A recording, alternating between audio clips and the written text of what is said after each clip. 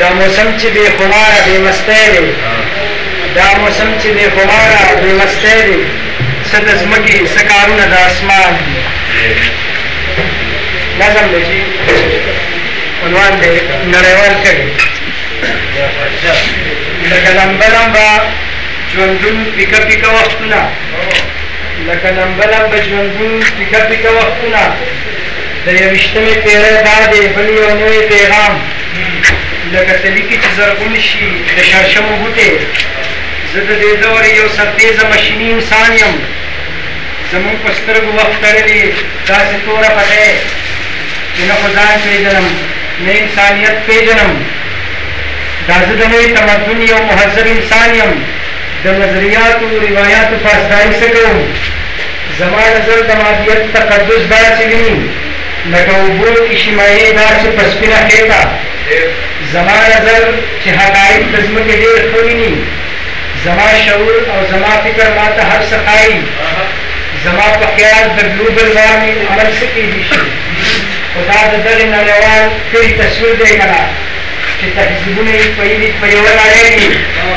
چې تهذیبونه یې پوهېږي په یوه نړۍ کې زما په لاس کې دی د ټولې دنیا دغه تصویر خو بس دا زه چې غلی غلی یو ناجانه شان یم زه په دې هر څه ښه پوهېږم په هر څه خبر یم د نورو ټولو په دې دور کې دا هر څه هېر کړم راشمه تاسو د ماضي کیسه درسره وکړم ډېر مهرباني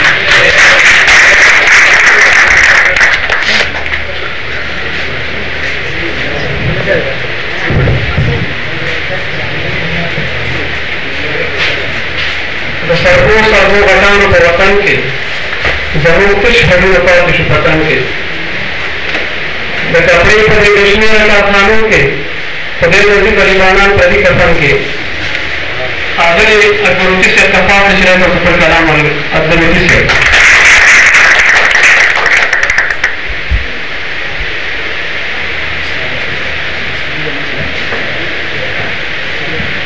د محترم صدر مجلس او ستاسو ټولو ملګرو په اجازه موږ د ادبي دوستانو مرکه مردان د سیکرټر او شفیقان دین پارټۍ د یو کارکون په حیث باندې د مزدور ادبي جرګې راغله چې دا په کومه موضوع باندې دا مشاعره راجوړه شوې ده موږ یې پوره مرسته کوو دا زموږ ټول قومي مسله ده پرون د ملي اتل کامل لاهور شیر علي باچا د تلین لسم کالو د په هغې مناسبت سره به زه د خپلو یو دوه درېو شعرو نه مخکې د هغه شعرونه ووایم روزې او باڼې یې تربګني کوي روزې او باڼې یې تربګني کوي خال یې په جدین حکمراني کوي روزې او باڼې یې تربګني کوي حال یې په جدین حکمراني کوي موږ د خلیل رسم په ځان منو موږ د خلیل رسم په ځان منو خلک ګډه ډول پرې قرباني کوي او زړه بې ځایه ورغې په مست لښکر زړه بې ځایه ورغې په مست لښکر زر لري نه زور قهرماني کوي زه درته په اجازه خپل یو څو شعره باندې کوم او امن ته یې نظرانه کوم که د لاس د مینې راکړو دا د وخت دی که د لاس د مینې راکړو دا د وخت دی بیا سپرلي د ځان سره راوړې بخت دی د لاس د مینې راکړو دا د وخت دی بیا سپرلي د ځان سره راوړې بخت دی یو مکور تاله والا او بله مینه یو مکور تاله والا او بله مینه هم د ژبې اویزان مثال مو سخت دی او که یو طرح سره مل شوې نو بیا ګوره که یو طرح سره مل شوې نو بیا ګوره هغه څوک چې مو ازمېر کوي کمبخت دی که یو طرح سره مل شوې نو بیا ګوره هغه څوک چې مو ازمېر کوي کمبخت دی دا د چا سپېره نظر تاله واله کړو دا د چا سپېره نظر تاله واله کړو ګنې مونږ له په جوړ شوي تاج او تخت دی دا د چا سپېره نظر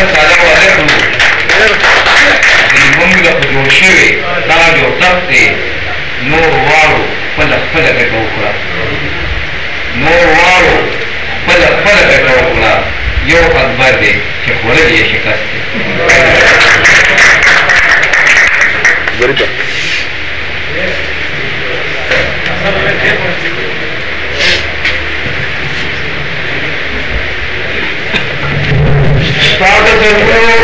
تصویرونو تماشې کې کوو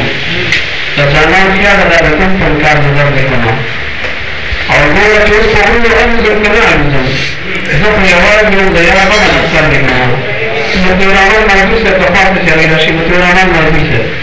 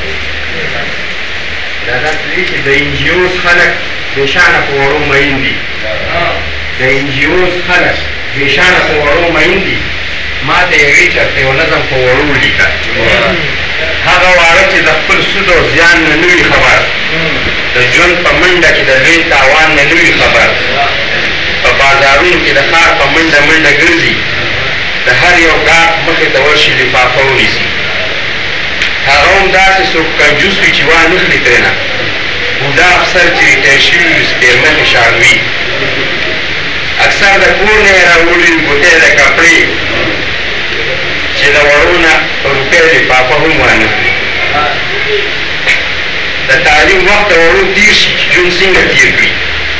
په بازارونو کې د خلکو ترو تندو ته ګوري د تعلیم وخت وړو تیر شي چې ژوند څنګه تیر کړي په بازارونو کې د خلکو ترو تندو ته ګوري او ډېر ماشومان د بنګلو ښار کې ډسبینونه ګوري ډېر ماشومان د بنګلو ښار کې ډسبینونه ګوري لږ سړی ډوډۍ چې په لاس ورشي لږ مسکي غوندې شي ډېر ماشومان د بنګلو ښار کې ډسبینونه ګوري سړی ډوډۍ چې په لاس ورشي لږ مسکي غوندې شي لکه خالق چې وي ورکوي مزدور شوی رزق چې دا زر نه یې لیکلي وو د ده په تندي او یا پکې ومومي کیړې چېرته د سیف د بیبي یا پکې ومومي کیړې چېرته د سیف د بیبي چې سولېدلي وي شلېدلي وي خو بیا هم ښه وي ځکه چې زوړ پلاستیک اخلي کباړیان په بیه